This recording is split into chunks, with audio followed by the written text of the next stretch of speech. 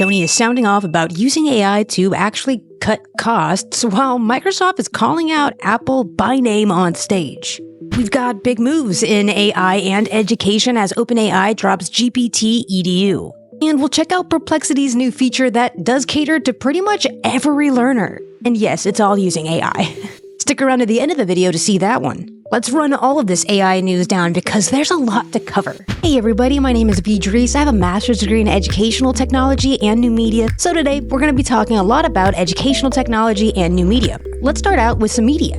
Sony, a $100 billion company, will be using AI to cut costs to make films. The Sony CEO said this, quote, "We are very focused on AI and the biggest problem with making films today is the expense. We will be looking at ways to produce both films for theater and television in more of efficient ways, using AI primarily." That's like a huge endorsement from a head of a studio, probably one of the largest endorsements for AI we've seen to date. Bernard Jenkins is the president of the Motion Picture and Television Engineers, and even he admits, "Every part of the process will be affected, and I don't think about it in the same sense of replacement. Think about it in the sense of enhancement and in the current sea of time." But not everybody agrees. Not everybody is in such a rush to integrate AI into the film and television spaces. Umbrella Academy executive producer Mark Hoffman says this: "Labor contract requires both the writers and the studios to ask permission before using AI and requires signing form limiting studio liability."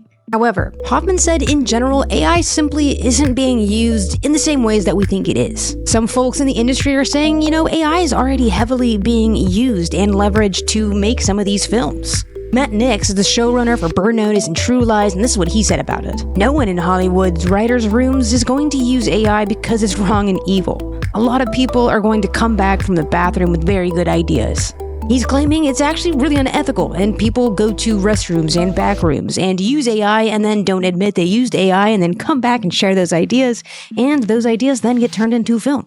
And TV shows, etc. Circling back to Mark Hoffman, he does think that this sort of AI integration into theater, film, TV shows will actually create a little bit of a renaissance. He thinks it's not only going to change the creative process, but will create more ways to be creative. He said AI will be changing the industry just like talking movies changed the industry back when. Frodo Baggins chimed in to this whole debate, questioning if cost is even truly the main factor moving AI into this space of theater, film, TV shows, etc. Is that the biggest problem, he asks? And I ask you, is this a big problem? We talk a lot about how AI might be coming for your jobs, but will it be enhancing these jobs or maybe obliterating them? Let me know your thoughts in the comments below.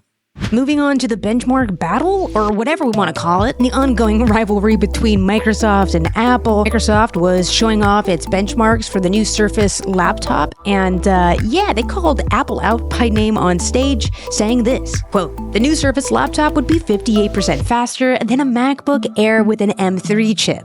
Probably good timing that Apple just released the M4 chips." I didn't expect such a huge claim coming from Microsoft, but I also didn't expect to see some of these benchmark results. Check them out. First one is measuring sustained performance, how well a laptop performs over time under heavy use.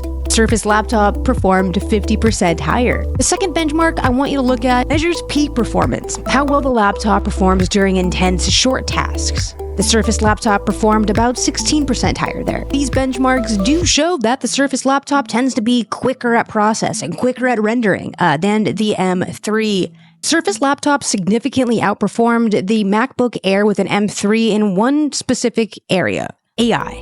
The AI computer vision benchmark, it actually scored twice as high as the Mac. So it's performing a lot like the Mac. It's starting to look a lot like the Mac. Okay, that's great for Microsoft. Apple has already released the M4, so I guess they're moving on.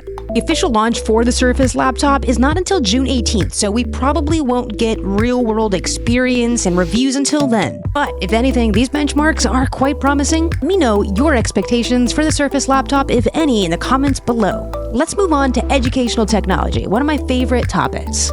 We've got big moves in education thanks to OpenAI's new ChatGPT Edu. I know, it's an alphabet soup, But the alphabet soup is going to help with tutoring and grant writing and grading, and it's all going to get a little bit easier. ChatGPT Edu is being marketed and pitched as the affordable offering and enterprise to universities that want to responsibly bring AI to campus in a scalable way. It's also powered by ChatGPT 4o, the newest model of GPT. They built ChatGPT Edu because, quote, we saw the success universities like the University of Oxford, Wharton School of University of Pennsylvania, and many more universities were having with the GPT enterprise. Reeves, an assistant professor at Arizona State University, is using GPT in a really unique way. They've developed custom language buddies for their students using the GPT. Students can engage with these language buddies like in German, and these buddies are actually suited to their level of understanding and language abilities. These GPTs actually provide tailored feedback for their students and can even give assessments.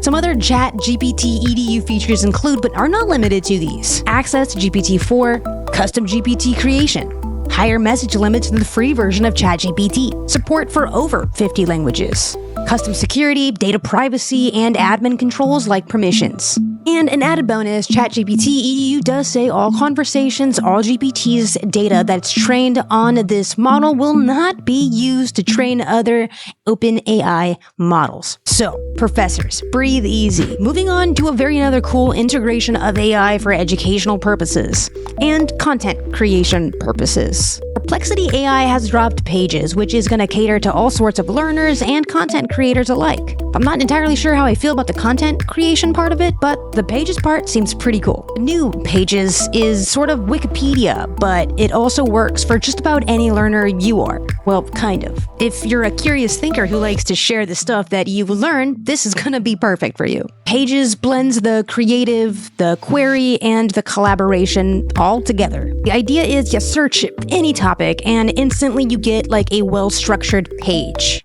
This page looks an awful lot like a Wikipedia page, an article of some kind. Good thing is, it's not completely AI. You can edit the page once it's generated, rewrite whatever, format it, search for images, etc. Once that user-generated content is completed, you can actually share it into the zeitgeist of other people in the community. I'm not entirely sure how useful that's going to be. Sharing AI-generated content, AI-assisted content this freely, it could be fraught with some potential issues. But I will say this much, it reminds me of the Arc browser on iOS, the search. You see, Arc Search on iOS does this already. Once you ask it, you can hit the Browse For Me button, and it creates a pretty well uniformed page with images, queries, questions, and all things that you can consider regarding your initial OP query. I do remember wanting to share these pages once they were created and not having that ability, so I can see this having the utility and use case that doesn't.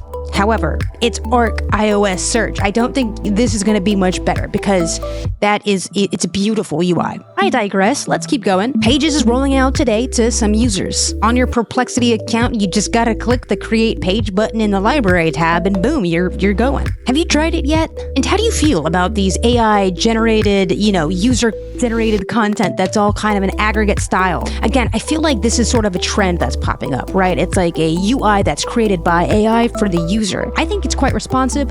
I think it might just be the future in how we interact with websites. Anyway, as tech evolves, so will the way that we use it. That's all I got this week, but thank you so much for watching this video. I've been trying to do my best to get 2 to 3 videos out a week and do at least one live stream for you guys. Been trying to go all in, so thank you for joining this journey with me. Like, sub, follow, whatever, it all helps. Thank you guys, and until next time, bye!